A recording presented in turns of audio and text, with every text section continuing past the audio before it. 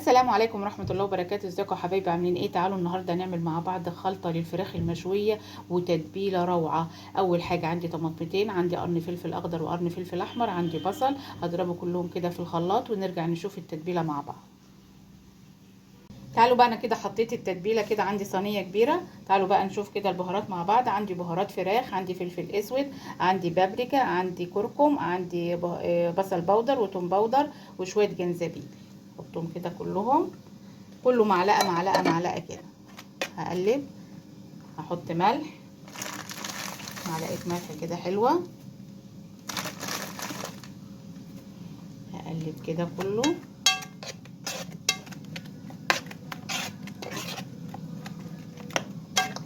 شايفين التتبيله يا جماعه؟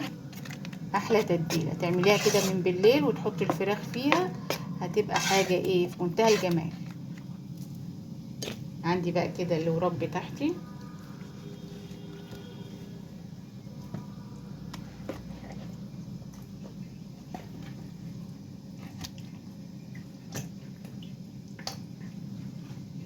هبدأ كده بقى من جوه ومن بره.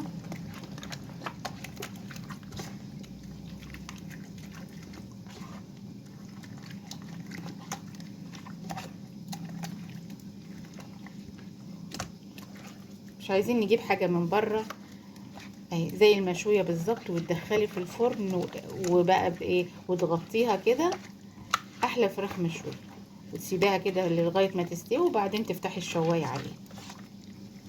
ما تحطيش، حطي لها يعني يا دوب كوبايه ميه كده ودخليها الفرن، وسيبيها بقى مع نفسها كده ساعه ونص كده، او الوراك تبقى ساعه، لان الوراك بتستوي بسرعه. لو انت جايبه فرخه على بعضها الصدور بتاخد شويه.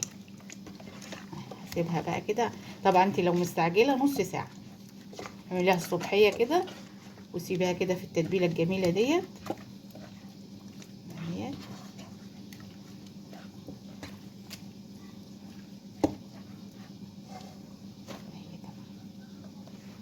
هسيبها بقى شويه كده في التتبيله وبعدين ادخلها الفرن.